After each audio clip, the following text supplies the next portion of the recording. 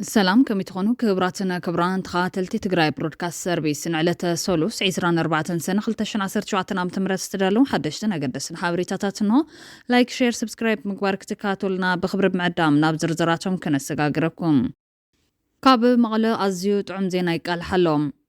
وررت حيلتات ووتو زبل متنقطا تواهيب وملو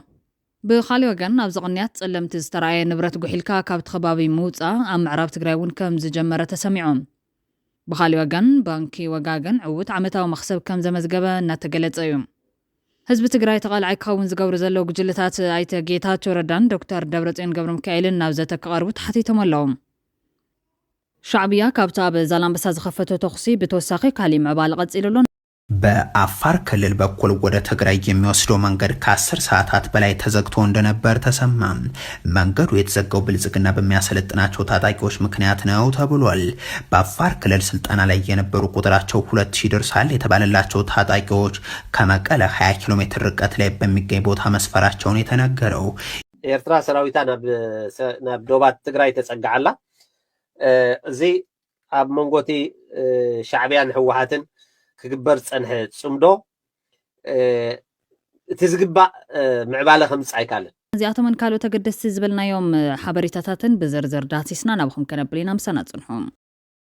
بقدامنت كاب مقلا زيت عم زينا يقال حلوم لوم على 24 سنه 2017 عام تمرت كوميتي አባላት ፈጻም ስራሕ ፌደሬሽን ኮሶ እግሪ ኢትዮጵያ በዘካየደው ህዝብ ዛኺባም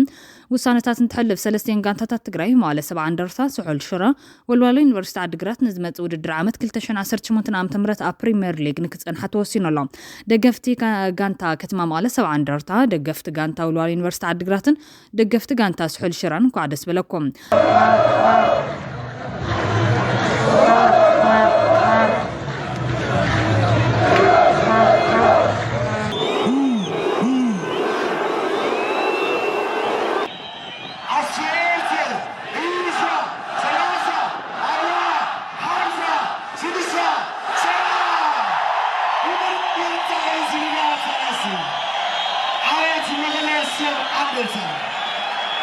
እቶም ክለባት ንባዕሎም ክፍትሹን ክመሓየሹን ግን ሕቶ ብዙሓት ኮይኑሎ ኮሚቴ ፈጻም ስራሕ ፌደሬሽን ኩዕሾ እግሪ ኢትዮጵያ ሎም ማልታ ብዘካየደ ኣኼባዩ ኣብ ዝተፈላለዩ ጉዳያት ብምዝታይ ውሳነ ሕሊፉ ዘሎ ብምዃኑ ኣብ ጋንታ ኩዕሾ ሲዳማ ቡና ዝተኣገዱ ተጻወትቲ ኣሰሊፉ ዝሰዓሮ ጽዋዕ ኢትዮጵያ ብፎርፌ ዝተሰዓረ ኮይኑ ትጽዋዕ ንወላይታ ዲቻ ተመላስን ክግበር ከምኡውን ጋንታ ኩዕሾ እግሪ ወላይታ ዲቻ ብጽዋዕ ኮንፌደሬሽን ዘበነ ውድድር 2025-2026 ተሳታፊ ንክኸውን ውሳነ ሕሊፉ ካብዚ ብተወሳኺ መምርሒ ምሕደራ ፋይናንስ ፕሪሚየር ሊግ ኢትዮጵያ بمتحس ዝተወሰነሎም ውሳነ ጋንታ ስፖርት መቻል ጋንታ ስፖርት ሐዋሳ ከተማን ጋንታ ስፖርት ሲዳማ ቡናን ካብ መተሓዳደሪ ደንብ ፌደሬሽን ኩዕሾ እግሪ ኢትዮጵያ ወጻኢት ጉዳይ ናብ ስሩዕ ቤት ፍርዲ ብምውሳድ ክስ ብምስራትን እቲ ውሳነ ብምእጋድን ዝተነበረሎም ተጻወትቲ ኣብ ሰለስቴን ጋንታታት ተሰሊፎም ክጻወቱ ምግባሩ ብምግምጋም ውሳነ ሂቡ በዚ ድማ ሰለስቴን ጋንታታት ውሳነ ኣካላት ፍትሒ ብህጹጽ ተግባራዊ ክገብሩን ክስለፉ ዘይግባኦም ዝተኣገዱ ተጻወትቲ ጠቂመን ዝተጻወቶም ጸወታታት ኩሎም ብፎርፌን ክሰዓራን ዝተነበረ ናይ ገንዘብ ቅጽዓት ብምኽፋል ሪፖርትን كجبران وسينولا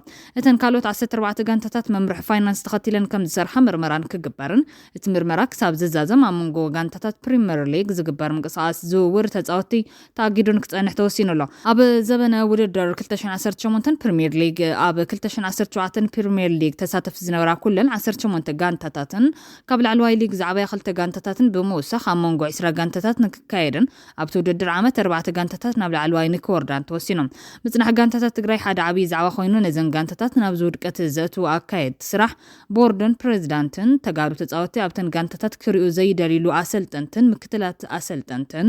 ዓመት ሙሉ ንዝተጻወተ ኮኸብ መቆጸር መቐለ 70 እንደርታ ያሬድ ብደረጃት ሊግ ትሑት ማያ ከፊሉ ኣብ ተቐያር ወንበር ኮፍ ንዝብል 280,000 ብር ዝኸፍል መሪሕነት ብቁማር ቀዲሞም ብምስምዕ ማዕጾታ ዝቀይሩ ኣመራርሓ ኮነ ተጻወቲ ነተን ጋንታ መከብ ቅርሺ ውልቆም ዝገበሩ ለያቡ ሰሪቆምን ጉሒሎምን ጋንታታት ሒዞም ዝወደቁን ዝፈረሱን ኣመራርሓ ደደቢት ዘፍረሰው القሰብ ወልዋሎ ንክድገም ዕድል ዝሃበ መሪሕነት ዩኒቨርሲቲ ዓዲግራት ክቅጽሉ ድዮም ዝብል ሕቶ ግን ናይ ብዙሓት ኣፍቀርቲ ስፖርት ኮይኑሎ ነዚኦም በቲ ቆጺሩ ዝሃቦም ልክዕ ቆጺሩ ዘይቅበል ላዕለዋይ መሪሕነት መንግስቲ መዳበ በጀት ማዘጋጀት ሓታት ምዃኑን ተገሊጹሎም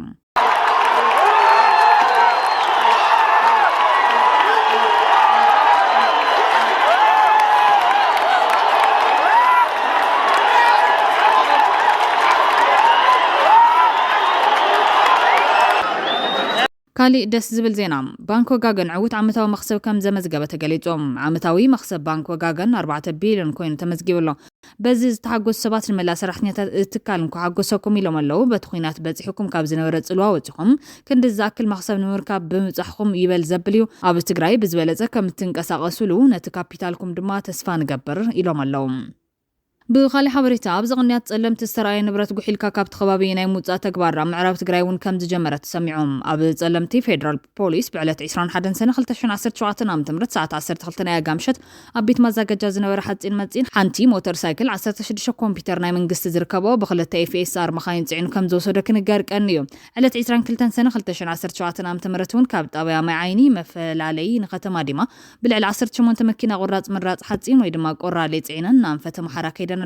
ዋና ተወሳኢ ድማ ሰራዊት ኢትዮጵያ እዩ ከም ዝተባሃለ ይፍለጥ ኣብ ከተማ ማይ ጸብሩን ኣብ ዓዲ ሓርሽ ዝበሃል ማዓስከርና ኤርትራውያን መዕቆብ ዝነበረ መንበር ቆርቆሮን ሓጻዊንን በናቂሮም ከም ዝወሰድዎ ብሓፈሻ ንብረት ህዝቢ መንግስትን ወረዳ ጸለምትን ከተማ ማይ ጸብሩን ኣብ ተኸባቢ ዘሎ ወረርቲ ሓይልታትን ሰራዊት ኢትዮጵያን ይውረር ከም ዘሎ ክንገር ቀንዩ ኣብ ተኸባቢ ደጀን ወረርቲ ብምዃን ተወለድቲ ተኸባቢ ተሳቕ ዝነበረት 68 ክፍለ ሰራዊት ብ24 ተቀየር ከም ዘላ ዝግለጽ ዘሎ ኮይኑ ንብረት ድማ ተጻዒኒ ይወሰደሎ ክብልዮም መንጭታትና ክገልጹ ቀንዮም بشنخ معراب تግራይ ውን ተማሳል ምዕባለ ከም ዘሎ ይዝግለጽ ዘሎ ጋዜጠኛ መድሃን የግዲ ኣብ ዘርጉ ሓበሬታ ኣብ ምዕራብ ትግራይ ጽንተት ዝፈጸሙን ሃፍቲ ተጋሩ ዝወረሩን ውልቀ ሰባት ምህዳም ጀሚሮም ኣለው ኢሉሎም ብርክት ዝበሉ ኣመራርሓን ሰብሃፍትን ኣንስቶምን ኣዝማዶምን ብዝተፈላለየ ሰበብ ብጥዕና ዕረፍቲ ወዘተን ኣብ አዲስ አበባን ካልኦት ከባቢታትን ወሲዶም እዮም ዝበለት ጋዜጠኛ ንብረት ውልቀ ሰባትን መንግስትን ብበዝሒ ይሽየጠሎም ደመቀ ዘውዱ ብደብዳቤ ደው ከብሎ ፈቲኑ ይካለን ክልተ ምኽንያታት ኣሎም ሓደ ሽየጥ ሸይጥካ ዝተሓዝ ሒዝካ ንምህዳም እዩ ካልኣይ ሃፍትን ሓድግን ምዕራብ ትግራይ ንምጥፋ ምዃን ተረጋጊጹ ለክብልዩ ሓቢሩ ዘሎ ብኻሊ ዜና ኣብ ምዕራብ ከተማ ንጉስን ዳንሻን ናብ ሰልፍን ክወጽእ ብተኸታታሊ ክልተ መዓልታት ተሓቲቶም ህዝቢ ኣቕቢጽዎም ኣሎ በዚ ምኽንያት ሰልፊ ጆኖሳይደራት ከይተሳለጠ ተሪፉሎ ክብል ውን ጋዜጠኛ ሓቢሩ ኣሎ ናብ ካሊ ሓበሬታት ተሰጋጊርና እዚ ከምዚ ኢሉን ከሎ በወገን ትግራይ ወራርት ሓይልታት ውጽእ ዝብል መጠንቀቕታት ወሃይብዎም ኣሎ ኪዳን ተጋሩን ብሄራዊ ድሕነት ኣብ ዘውጽኦ መግለጺ መረበትናን መንነትናን ኣይንዋግን ክብል ኣጠንቂቑሎ መበቆላ መረበት ተጋሩ ዝኾነ ምዕራብ ትግራይ ድሕሪ ኩናት ጽንተት ብሓይልታት ኣምሓራ ተወሪሩ ከም ዘሎ ዝገለጸት መግለጺ መሬት ትግራይ ጎቢጡ ዝሓዘ ኣምሓራ ክልል ከም መንግስትን ኣብ ዞባ ምዕራብ ትግራይ መረበትን ንብረትን ተጋሩ ጎቢጡ ሰፊሩ ዘሎ ሕድሕድ ኣምሓራይ ወራር ምዃኑ ኣስሚሩሎ ኢትዮጵያ ከም ሃገር መንግስቲ ፌደራል ድማ ከም መንግስትን ትግራዋይ ክጸንስ መሬቱን ንብረቱን ኩረር ዝገበሩ እንትኾኑ ድሕሪ ስምዕ ሰላም ፕሪቶሪያ ውን ተኾነ ዝተወረረ መረበትና ከይምለስ ብምግባር ሰላሕታዊ ጽንተት ክቕጽል ይግበር ከም ዘሎ ዘብርሃ ኮይኖም ዕጡቃትን ሲቪላትን ወረርቲ በብግዚኡ ነገር ዝጽሕትር መላዓልን ሓድሽ ዘይነበረ ታሪኽን ምፍጣር ዓይነታዊ ውዲት ይሰርሑ ኣለዉ ኣብ ቀረባ መዓልቲ ድማ ንሕና ኣካል ቤጌ ምድር ጎንደር እምበር ኣካል ትግራይ ኮናን ዝብል ሰልፊ ተገይሩሎ ንሕና ውን ብዘይካቶም ተገዲዶም ዝተሰለፉ እቶም ከም ዝብል ወረርቲ ኢኹም እምበር ተጋሪኢኹም ኣይበልናን ክብል ገሊጽዎም ኣሎ ህዝቢ ትግራይ ጉዳይ ምዕራብ ትግራይ ተዛዕበየ ብሄራዊ ኣጀንዳ ገይሩ ድሕሪ ስምዕ ሰላም ፕሪቶሪያ ብሰላም መሬቱን ህዝቡን ክምለሰሉ ተማሕጺን ዝበለ መግለጺ ኪዳን ተጋሩ ብወገን ኣምሓራ ነገር ምሕጽሕታርን ምጓሃርን ኮነ ናይ ወራር ሸውሃቱ ከም ዘይተቐየረ ንርኢ ኣለና ሊቃን ኣምሓራ ልቢ ክትብሎ ዝግባእ ጉዳይ ግን ከም ተጋሩ ምስ ዝኾነ ጎረቤትና ሰላም እምበር ናብ ትውልዲ ዝሳገር ቅርሕንቲ ክህልወና ይንደልን ኮይኑ ግና ብዋጋ መረበትናን መንነትናን ክኸውን ፍጹም ኣይንፈቅድን ኢሉሎ ስለዝኾነ ምስ ኩሎም ሓይልታት ጽንተት ተሓናጊርኩም ካብ ዝገበጥኩምዎ መረበትና ይኹን ዝወረርኩምዎ ንብረት ህዝብና ገዲፍኩም ክትወጹን ንሰላም ቁርባት ክትኮኑ ንጽውዕ ዝበለት መግለጺ መንግስት ፌደራል ወዲት ደው ኣቢሉ ብውዕል ፕሪቶሪያ መሰረት ወረርቲ ካብ መረበትና ከውጽን ተመዛበልቲ ክመልስን ከምኡውን ኣብ አዲስ አበባ መንነቶም እናተራእየ ዝእረይ ዘሎ ተጋሩ ጠጠው ከብልን ንጽውዕ ዝብል ጻውዒት ቀሪብሎም ኪዳን ተጋሩን ብሄራዊ ድሕነት ንሻዕብያ ኣብ ዘውጽኦ መግለጺ ውን ኣራዊት ሰራዊት ሻዕብያ መሬትና ምውራሩን ህዝብና ምምዝባሉን ከያክል መጮይትን መቕተልትን ተጋሩን ቀጺሉ ይርከብ እዚ ቀታልን ጸማድን ስርዓት እዚ ነውራም ተግባሩ ጠጠው ከብልን ናብ ወለዶታት ዝሰግር ቅርሕንቲ ካብ መፍጣር ክዕገስን ንጽውዕ ክብል ጸዊዕላ ጉዳይ ተመዛበልቲ ቅድሚ ኩሉ ስራዓቢ ዛዕባት ትግራይ ኮይኑ ትካላት ሰብኣዊ ረድኤት ውን ሓገዛተን ጠጠው ይብላ ስለ ዘለዋ ኩሉ ትግራዋይ ተመዛበልቲ ክምለሱ ሉዓላውነት ክኽበር ብሓደ ጠጠው ክብል ጻውዒት ቀሪቡሎ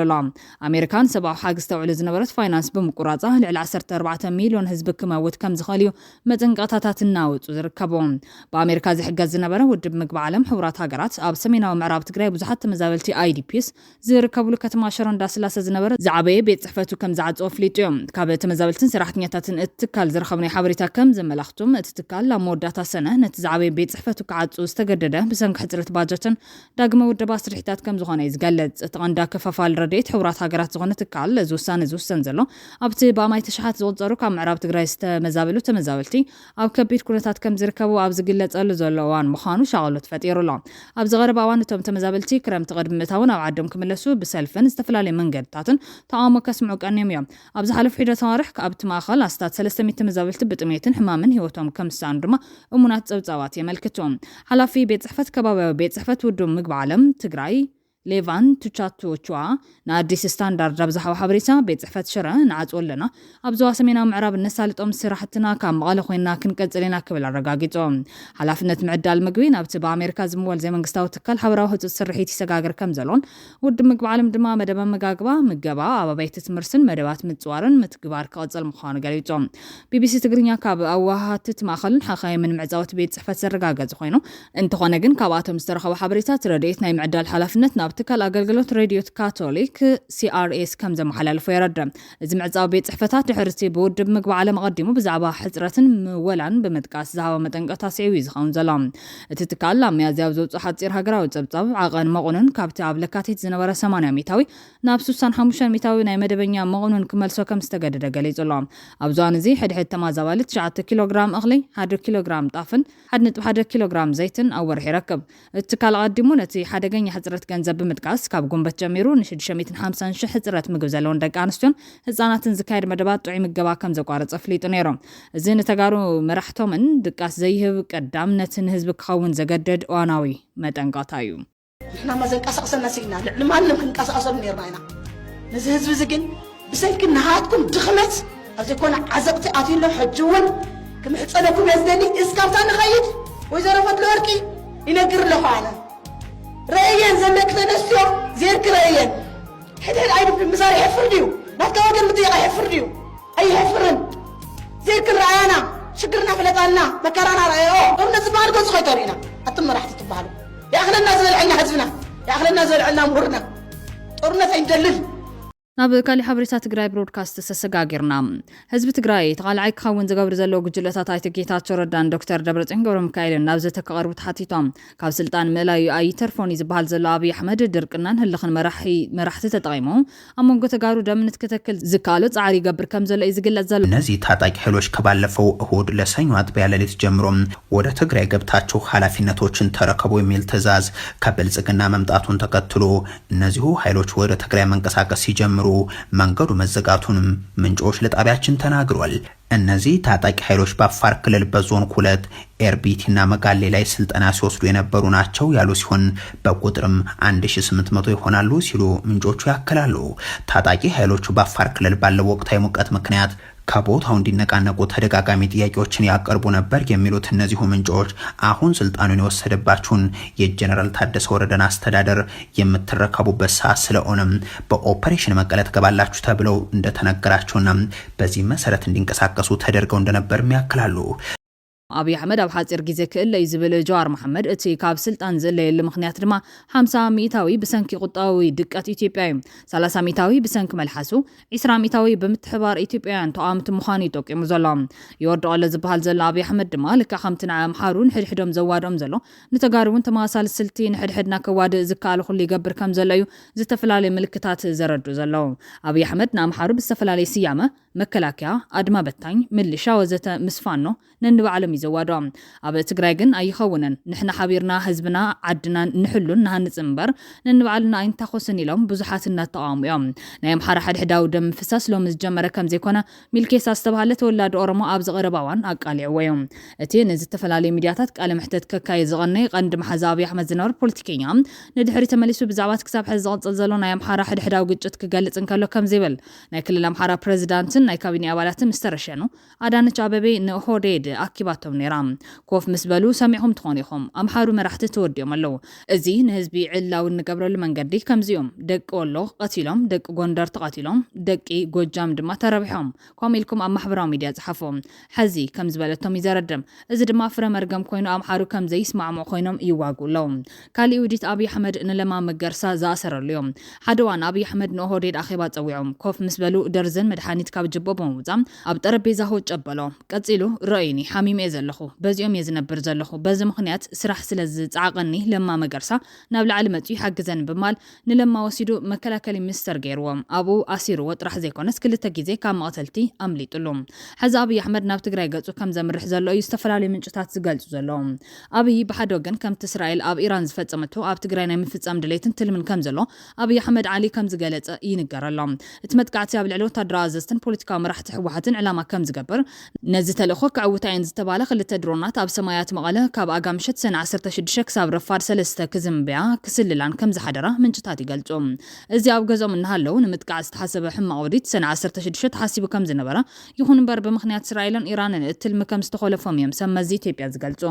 በዚ ዝተገረሙ ወገናት ሰበስልጣን ኢትዮጵያ እዚ እከይ ተግባር ክፍጸም ለይትን ቀትርን ትልሚ ወፂኦም እንትሰርሑ መራሕቲ ትግራይ ከም ቀደሞም ሃሪሶም ደይኾኑ ሰብኩም ኣብሊዕኹም ሕዚ ንባዕልኹም ትብሉ ልዕሊ ሰዓት መፂኩም ኣሎም ምን ተባዕልኹም ዓርዩ ንቑሑ ተበራበሩ ዝብል ፃውዒት ኣቅሪቦም ኣለዉ ካሊእ ኣብይ ኣሕመድ ተጋሩ ንሕድሕዶም ክዋግኡ ዝገብሩ ዘሎ ጻዕሪ ዝምልከት ኢትዮ ፎረም ዘርጊሕዎ ዘሎ ፀብጻብ ኮይኖም እዚ ፀብጻብ ተጋሩ ንሕድሕዶም ክዋግኡ ዘይኮነስ ከመይ ነዚ ውዲት የፍሽልዎ ዝብል መፍትሒ ከናድዩ ዘገድድ ሓደገኛ ምዕባለ እዮም እዚ ብኢትዮ ፎረም ተዘርጊሑ ዘሎ ፀብጻብ ትንሳኤ ስርዓት ቃንጪ ሓቂ ዝተባሃለ ውድብ እውን ብመግለፂ መልክዕ ዝዘርግሖ እዮም እቲ ውድብ ሎሚ ኣብ ዘርግሖ መግለፂ ትማል ሓደ ኮይኖም ኣንጻር ህልውናኦም ልኳሽ ሕሉ ነበሩ ክልተ ደቅኖ ሰራዊት ትግራይ ሕዚ ንክልተ በታቲኑ ኣብ መሬት ትግራይ ወጀራት 20 ዓድን ጥፋት ተፋጢጦም ይግነዩ እቲ ህዝቢ ድማ ኣብቲ ቀለብ ዓመቱ ሰሪሑ ለግኔላ ወሳኒት እዋን ዝራእ ሰነ ተረጋጊዑ ከይዘረን ከይሰርሕን ምስ ቆልዓን ሰበይቱን እንስሳቱን ታቦታቱን ብክልቲ ወገን ተኸቢቡ መውፅን መተውን ሲኢኑ ኣብ ጭንቅን ራዕድን ተሸቢቡ ይግነ ክብል ይገልጽ ዘሎ እቲ ፖለቲካዊ ውድብ ወሲኾም ህዝቢ ወጀራት 20 ዓዲ ይኹን ኩሉ ህዝቢ ትግራይ ግን ካብ ልኾነ ይኹን ወታደራዊ ምቅሳስን ኩናትን ናጻ ኮይኑ ምንም ዓይነት ናይ ጥይት ድምፂ ከይሰምዐ ብሰላም ወፊሩ ካቲ ብሰላም ሓሪሱ ኣደፍሪሱ ብሰላም ነጊዱ ክነብር ብሰላም ክለምዕ ካልምዕ ደቁ ካብ ፍልሰትን ስደትን ከድሕኑ ተፈጥሮ ሃፍቱ ከይበርስ ክሕሉ ባህሉን ታሪኹን ከይጠፍእ ተካብሩ ክነብር ብሰላም ኣከባቢኡ በዓሉ ክሕሊ በዓሉ ከመሓድር በኣጠቓላሊ ናይ በዓሉ ዕድል በዓሉ ክውስን ለወለዶም ደቁ ብሰላም ኣምህሩ ኣብ ቁም ነገር ከብቅዕ ሓሚሙ ብሰላም ክሕከም ብሰላም መንግስታዊ ግልጋሎት ክግልገል ይልደሊ ናይ ማእኸል ዓውደ ውግእ ናይ መደር ወይ ዓረር ናይ መራገፍ ወታደር ናይ ልኾነ ዕጡቕ ድፋዕ ክኾን ኣይደሊ ይብሎም ሳልሳይ ወያነ ትግራይ እውን ኣብ መንጎ ተጋሩ ዝህሉ ፀገም ካብ ብሰላማዊ መንገዲ ወፃኢ ብኻሊእ መንገዲ ክፍታሕ ከም ዘይኽእል ብምእማን ሕዚ እውን ደጊሙ ናብ ምርድዳእ ዝወስድ ዘተ ብህፁፅ ክጅመር ፀዊዕሎም መግለፂ ሳልሳይ ወያነ ትግራይና መድረኽ ጎንፅን ግዳይ ሕድሕድ ኩናት ክትከውን ካብ ዝገብር ስሑት መንገዲ ህዝባዊ ህልቂትን ሙሉእ ጥፋትን ብሄርካ ምስዓ ወፃኢ መፍትሒ ክርከቡ ኣይኽእልን ዝበለ ኮይኖም ግዳማውያን ናጽነትና ዝገብርዎ ምንቅስቓሳት ደው ንምባል ይኹን ኣብ ውሽጥና ዘሎ ፖለቲካዊ ብስሩና ንምዕራይ ኣብ ትግራይ ኣብ ጫፍ በፂሑ ዘሎ መንገዲ ሕድሕድካ ምጥፋ ብህፁፅ ጠጠውካ መባል ዝፍልም ኮይኖም ንብሄረ ትግራይ ዝረብሑ ሓሳባትን ሓይልታትን ናብ ጠረጴዛ ብሄራዊ ጉባኤን ክመፁ ይፀዊዕ ዘሎ ድሕሪ ሕዚ ኣብ ትግራይ ዝፍጠር ዝኾነ ኩናት ደቂ ብሄረ ትግራይ ዘቤታዊ ዕዮና ክንወግን ካብ ዘይምኽኣልናን ፖለቲካዊ ድሕረት ዝወለዶን ጥራሕ ስለ ዝኸውን እዚ ተታሒዙ ዘሎ መንገዲ ጥፋት ብጋኑ ጠጠው ናይ ምባል ሓላፍነት ዕዮ ሕድሕድ ደቂ ብሄረ ትግራይ ክብሉ ይጠንቀው ዘሎ እቲ ሓደጋ ፖለቲካ ትግራይ ብቕልጡፍ ናብ ስልጡን ዘተ ክምለስ ብምግባር ጥራሕ ክሕከም ከም ዝኽእል ብምእማን ቁፅሪ ሓደ ኣጀንዳ ትግራይ ምግባር ኩሉ ትግራዋይ ክረባረብ ዝፀውዕ ሳልሳይ ወያነ ትግራይ ንኩናት ዘተርፍ መንገዲ ሕርያ ኩሎም ፖለቲካውን ሓይልታት ክኸውና ተላብዎ ሕድሕድ ዝምልከቱ ኣካል ሓላፍነት ብዝስምዑ መንገዲ ክንቀሳቐስ ሓቲቱሎም ተመራማሪ ታሪክ ተስፋ ኪሮስ ኣረፈ እውን ነፃውዒት ዘቕረበ ኮይኑ ኣብ ትግራይ ሓድሽ ምዕባለ መባታዊ ፖለቲካ ትግራይ ይመጽእ ከም ዘሎ ያመልክቶም እቲ ተመራማሪ ታሪክ ትግራይ ካብ ብልጽግናዊ ወራር ጎበጣን ጽንተትን ሓራከ ወጻት ወታደራዊ ካድረታት ሕወሓት ክፍለ ህዝቢ ፖለቲካዊ ክንፊ ሕወሓት ኣብ ንሕንሕ ስልጣን ተጥሒሎም ኣብ ትግራይ እዞም ዝስዕቡ ጉዳያት ማለት እውን ኪሳራታት ማዕቢሎም ብምዋልዩት ምዕባለ ተንቲኑ ዘሎ ቀዳማይ ሕወሓት ተገማሚዑ እቲ ምግማዕ ናብ ኮሚሳራት ሕወሓት እውን ልሒኾም ንብሔራዊ ሓርነትን መሰል ዓርሰ ውሳነን ዝተጋደለ ሰራዊት ዕላም ውስሒቱ ሕወሓት መን ይምራሕያ ብዝብል ንሕንሕ ስልጣን ተጸልዩ እስካብ ስልጣን ከዋልድ ናብ ዓፋር ምውፋ ዓፋር በጽሕሎም ካልኣይ ምልክን ሕሽክርናን ዘይሰበሩ ተጋሩ ኣካል ምጉጃልን ምግማዕን ሕወሓት ኮይኖም ብሳዕቤን ድማ ብሄራዊ ኣጀንዳ ትግራይ ተዘንጊዑ ፖለቲካዊ ሓይልታት ከይተረፉ ውድባቶም መንነቶም ብምጉጃልን ጉጅለታትን ሕወሓት ተዋሒጡ ሃሲሱ ደገፍቶምን ኣባላቶምን ናብ ደንበ ጉጅለታት ሕወሓት ሰሊሎም ሳልሳይ ቃልሲ ብሄራዊ ሓርነት ኣንፈት ስሒቱ ብንሕንሕ ስልጣን ተዓብሊሎም ብሳዕቤን ድማ ትግራይን ተጋሩን ውዕል ፕሪቶርያ ካብ ዝእሰር ልዕሊ 2 ዓመት ኣብ ወራር ጎበጣን ጽንተትን ቀጺሎም ራብዓይ ትግራይ ናይ ምድሓን ውሽጣዊ ናሃርን ሕራንን ደጋዊ ሓገዝን ከይተጠቕምናሉ ተሪፎም ትካላት ማሕበር ምሕደራታትን ትግራይ ግቡእ ግልጋሎትን ምሃብ ዝኽእል ዓቕሚ ከይፈጠራ ተኾልሲሰን ተሪፈን ክብል እዩ ተንቲንዎም ዘሎ ተስፋ ኪሮስ ኣርፈ ወሲኾም ብመሰረቱ ትግራይ ምስ ብልጽግና ኣብ ኩናት እያ ዘላ ግና ተጻብኦ ዶ ናይ ምባል ውዕሊ ስለ ዝተኣሰረ ውግእ የለን እቲ ቃልሲ ካብ ብረታዊ ናብ ሰላማዊ ፖለቲካውን ዲፕሎማስያውን ቃልሲ ተለዊጡ ዝብል ኮይኑ እቲ ቃልሲ ብሄራዊ ሓርነት ዕላምኡ ኣንጻር ወራር ጎበጣን ጽንተትን ብልጽግና ብምዃኑ ምስ ብልጽግና ተዋሪድካ ምስራሕ ብትርጉሙ ንብልጽግና ኢድካ መሃብዮም ግናቲ ኢድ መሃብ ብዓርሰ ተበግሶ ስለ ዝኾነ ብፍቓድ ዝኾነ ተባሂሉ ክጽዋዕ ይኽእል ምሩኽ ድማ አንጻር ማራኺኡ ክቃለሰ ይኽእልን ንዑይ ድማ ካብ ዕላማ ትግራይ ምስጓም ናብ ዕላማን ትልምን ብልጽግና ናብ ምትግባር ዝተሸገረ ክብል ነቶም ኣብ አዲስ አበባ ሰፊሮም ዘሎ ፖለቲከኛታት ዝገልጾም ብመጻል ድማ ሕወሓት ካብ ምሩኻት ኦህዴድ አንጻር ደርጊ ከም ዝተቃለሰት ብልጽግናውን በጊዱ ፖለቲካዊ ሓይልታት ትግራይ አንጻር ሕወሓት ክስለፉ ይድግፈሎም መድረኸውን ኣብ ሽዋ የዋደሎም ኣሎ እቶም ኣብ ምጉጅጃልን ምግማዕን ሕወሓት ዝጠሓሉ ፖለቲካዊ ውድባትን ነቲ ሽዋ ዝኸደ ክፋል ሕወሓት ስዒቦም ኣብ ሽዋ ዝተዋደደ መድረኽ ይሳተፉሎም እቲ ኣብ ትግራይ ተሳለጥ ዝነበረት መድረኽያ ምስ ፖለቲካዊ ሓይልታት ናብ ሽዋ ተሰዲዳ ዘላ የኢትዮጵያ ዲሞክራሲያዊ መኮንኖች ንቅናቄ ዝብል ውዳበ ምሩኻት ወታደራት የጣይሽ ከም ዝነበረ ብልጽግናውን ምልሻታት ሕወሓት ኮሚሳርያት ሕወሓት ይውድበሎ ኢድ ጸናሒ ክብልውን ወሲኹሎም ብሓፈሻ ክነቅፍ ከሎ ድማ መራሕቲ ሕወሓትን ኮሚሳራቶምን ኩሎም ፍንጫላት ካብ ልቢ ኩሉ ህዝቢ ካብ ዝወፁ ጸኒሖም እዮም ህዝባዊ ዕላማ ይብሎምን ድኹም መሪሕነት ኣለዎም ናይ ምሳሓት ዕድሎም ብጣዕሚ ገዚፍ እዮም ኣብ ዝሓለፈ 2 ዓመታት ብህዝባዊ ተቃውሞ ተገዲዶም ናብ ብሄራዊ ዘተ ዝኣተውሉ ወይ መሊኦም ዝወድቁሉ ዕድል ሰፊሕ ነይሩ ይኹን እምበር ዝተወደበ ህዝባዊ ተቃውሞ ዝመርሕ ተሳኢኖም ተቃውምቲ ውድባት ሓዊሱ ዓርሱ ክኢል ዝመርሕ ጠንካራ ውድብ ተሳኢኖም ምሁራት ኣባላት ተቃውምቲ ውድብ መናእሰይ ርእሶም ክኢሎም ምሕሳብን ምምርሓን ኣይከኣሉን የግዳስ በኣተሓሳስባ ናብ ገሊኡ ፍንጫል ዘንቢሎም ተጠሊፎም ኩሉ ናብ ሓዲኦም ፍንጫላት ሳንጣ ምእታው እምበር ርእሱ ክኢሉ ጎልዩ ዝወፀ ሓይል ጠፊኡ ክብል ይዝወቀዝ ጳጉሜን 2015 ዓ.ም ዝጀመረ ሰላማዊ ተቃውሞ ነይሩ ኣብ ክንድና ደጋገምካ ምፍታን ካልእ ተደራቢ ኣንፈት ሰላማዊ ቃልሲ ምቕያስ ብቐሊሉ ተስፋ ቆሪፅካ ምግዳፍ ነይሩ ህዝቢ ኣብይና ዝበሃል ጌልጋ እዩ ህዝቢ ብተደጋጋሚ መሪሑ ዘርዮ ቃልሲ ዘላምዶ ይደሊ ድሓር በብሰሙኑ ኣብ ዝግበሩ ኣኼባታት እናተረኸብካ ምዝራብ ከም ቃልሲ ተቆፂሩ ሕራነ ተንፊሶም ቀስ ብቐስ መንገዱ ዘንጊዑ ከይተረድኦ ናብ መንገዲ ፍንጫላት ሕወሓት ኣትዮም በዚ ምኽንያት እቲ ስቕ ዝበለ ብዙሕ ህዝቢ ዝውድቦ አንፈት ዝሕብሮ መሪሕ ዘቃልሶ ሲኑ እኖ ሕድሕዱ ክዋጋ ኣብ ጫፍ በፂሕሎም እዚ ናይ ኩላትና ድኽመት እዩ ሕዚ እውን የረፈደን ኩልኻ ንሕድሕድ ኩናት ተቃወም ብዜናትካ ህይወት ጉልበት ገንዘብን ሞራላዊ ድጋፍን ክዋጉ ይኽእሉን ኣይፋል ዝብል ድምፂ ስምዕ ጉድኣት ከተቐሪ ወይ ክትቅንስ ትኽእል ኢኻ ሓደ ዝተዛባዕናዮ ስሕተት ተሓሳስብ ኣሎ ብዙሕ ሰብ ዝድግፉ ሓይሊ ቀልጢፉ ብኩናት ስዒሩ ዝሓሸ መፍትሒ ከም ዝመጽእ ዝኣመን ይኹን እምበር ሕድሕድ ኩናት ተጀሚሩ መወዳእታ ይብሎን ተጣዒስካ ዘይመለስ ብሄራዊ ጉድኣት ይስዕብ ብሕድሕድ ኩናት ጥፋት እምበር መፍትሒ ከም ዘይመጽእ ሚትሚታዊ ተረጊጽ ዛረብ መፍትሒኡ ኣብ መንጎ ተጋሩ ዞተ ክግበር ድፍኢት ምግባር ጥራሕ ክብል ይጸውዕ ዘሎም ስለዝኾነ ድማ እዞም ጉጅለታት ጌታቸው ረዳን ዶክተር ደብረጽዮን ገብረሚካኤልን ናብ ዘተካኣቱ ጻውዒት ቀሪቡሎም ብኻሊ ወገን ሻዕብያ ካብታ ኣብ ዛላንበሳ ዝኸፈተ ተኽሲ ብተወሳኺ ካሊእ ምዕባለ ቀፂሉ ኣሎም ኣብ ዛላንበሳ ሓደጋ ቅትለትን መቕሰልትን ዘውረዱ እንዳ ሻዕብያ ሓዘን ኣጋጢሙካ እውን ንምንታይ ሓዘንካ ንምንታይ ተቐቲለ ትብል ኣለኻ ካብ ምባል ሓሊፎም ነቲ ንፕሮፓጋንዳዊ ሃልኪ ለቐናዮ ዝበሉ ከባቢታት እውን ተመሊሶም ከም ዝቆፃፅርዎ ነቲ ኣብኡ ዘሎ ህዝቢ እውን ናይ ምቕታል ስጉምቲ ከም ዝቐፀሉ እቲ ዝቐተልዎ ትግራይ እውን ኤርትራዊ መበቆል ዘለዎ እዮም እንታይ ገዲስኩም ክብሉ ብኣወል ስዒድ ኣቢሎም ዝገልጹ ዘለዉ ኮይኖም እንዳ ሻዕብያ ኣይኮነን ንኣዝዩ ሕልኽልኽን ነዊሕ ናይ ጽምዶ ጉዕዞም ንንሓንቲ ሜትሮ ሓበራዊ ጉዕዞ እውን ዘይእመኑ ምዃኖም እናረጋገጹ እዮም ቅድሚ ዝኣገረ ንሃይለ ደደቢት ሓበሬታ ኣለና ኣብ ዓርቢ ዕለት 27 ኣብ ከባቢታት ዓዲ ሓቂ ኣብ ኣርዓ ጠርቀ ሓደጋ ኣጋጢሙ ፖለቲካ ዘይብሉ ክልተ ሰባት ተባኢሶም እቲ ኤርትራዊ ወተሃደር ሰትዩ ስለ ዝነበረ ተኪሱሉ ናይ ሞት ሓደጋ ኣጋጢሙ ስነ ስርዓት ቀብሪ ድማ ብክልቲኡ ወገን ሰራዊት ኣብ ዝተረኽቡሉን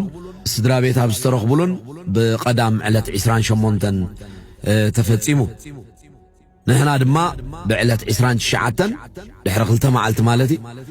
እዚ ናይ ህዝቢ ምስ ህዝቢ ርክብ ኣካይድና ማለት ስለዚ ሃይለ ነዚኣ ከተጋፍሓ ትደልየሉ ዘለኻ ምኽንያት እንታይ ብውሽጢ ሰብ ጌርናልካ ኣለና ድዘራረብ ተለካ ክትዘራረብ ትኽእል ኢኻ ዝሓዝካ ሒዝካ ናብ ስቱድዮ ዘጓይ ግን ዘሎ ኮይኑ ይስማዓንን دحرك اتحدقا كو عب كبابي أرعات أرك إيو أقاتيمو ناي أرعات أرك حبريتا خلقا ديو ونمخانو اتبوتا بوتانا خوينو اتهزب خاطت اللو إلو سراويت إيرترا لقي قلو خابز اللو بوتاي استفنا قولوكم اللو سيلنا القسنا اللو زلنا بوتاي مسقدفنا يو ناي مستنقر زحدقا زقاتمه اتبوتا سراويت إيرترا استفنا قل هزبي قم اللو سولو إلو خابز قدفو بوتا انت خوينو نمتاي خانزي سناي نقر قدم أبر خابيل كاحت قلتو زي فتنكا أنا بزوح نقر يدقر من دلو حيلة تقبرو دلخا ارداء كالو ديو دحر اتمواتي أبو إيرتراوي ودودو باربايو أب حقو أب كورباريا بهيوتالو سلازي مواتي نعانا قربنا اتحزن حزننا ايو هايله صمدوم الشعبية تسفى زلو مسيل وكد قفز صنحة حيلم حزي كبيد مفرحن متنقطان زغر وزلو خينو نتاغادي مزفلت قفعتات شعبيان وشتب مقباريو نتصمدو كد قفز صنحهم 30 خوينوم دقنسي تقراي زدفرو ناي شعبية سراويتن ناي أول زيان هسان تيترفه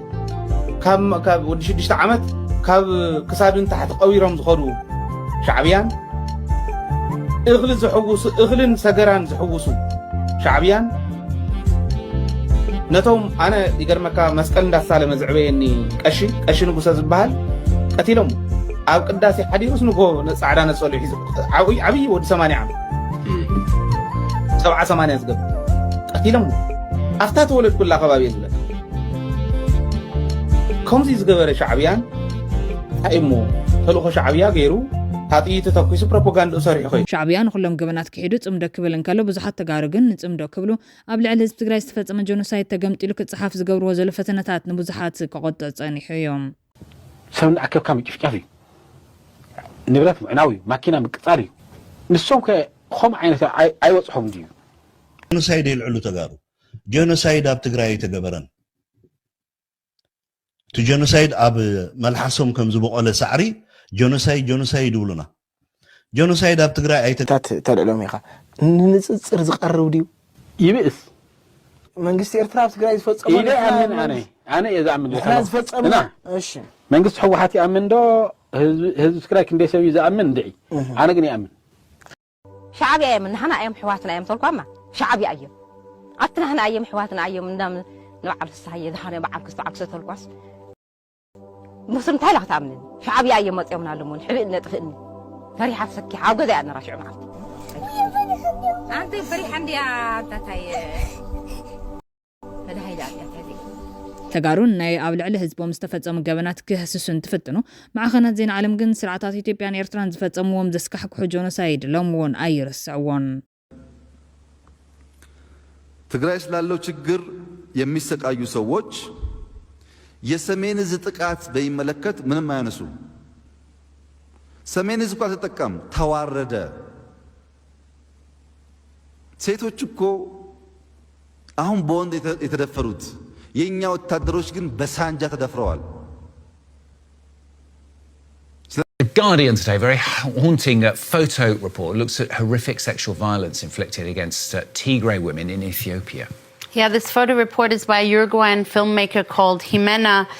Borrasas, and she specializes in... ማህፀን ጽንዓት ክቡር ማህፀን ተጋሩ አዴታት ይውከል ዘጋርዲያን ሒዝዎ ዝወጽ ሓበሬታ ተጋሩ ደቂ ኣንስትዮ ይትረፍ ክትሪኦ ክትሰምዖ ዘደንግጽ ግፍዕን በደልን ከም ዝገጠመን ኣመልኪቱሎም እዛ ምስሊ ንሪኦ ዘለና ወረቐት ሰራዊት ሻዕብያ መነወሪ ጽሑፍ ጽሒፎም ናብ ማህፀን ትግራዊት ኣዶ ጽንዓት ማለት እውን ሽማ ዝተቐየረ ዘተዎ እዩ ጽንዓት ሓንቲ ካብተን ኣነዋሪ ጾታዊ ጥቃዓት ዝበጽሐን ብ10 ተሽሓት ዝቑፀራ ደቂ ኣንስትዮ ትግራይ ሓንቲ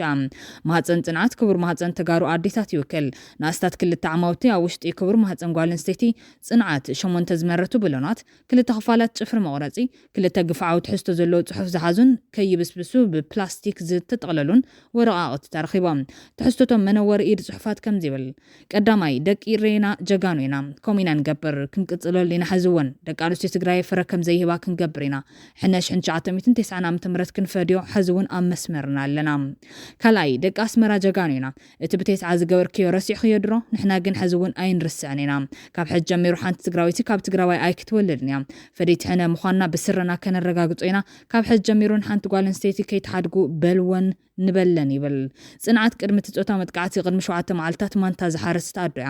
ኣብ ምብራቃዊ ትግራይ ከተማ ዛላንበሳ ትነብር ነይራ ናት ጽንተት ትግራይ ምስተወልዕና ኣብታ ከተማ ዝኣተው ወረርቲ ሓይልታት ፈለማን ኣብ ገዛ ምሳኣተው በዓል ቤታዊ ከም ዘሎ እናደፍኡ ከም ዝጠየቅዋ ትዛረብ በዝና ደም ክሳብ ዝወፅር ርእሳ ብእግሮም ወቂዖም ከም ዘውዳዋን እናተባረዩ ከም ዝዓምጽዋን ትገልጽ ኣብቲ ከባቢ ሕክምናዊ ግልጋሎታት ስለ ዘይነበረ ብዙሕ ስቃይን መከራን እናሕለፈት ብሓገዝ ወላዲት ኣድያ ካብ ሞት ተሪፋ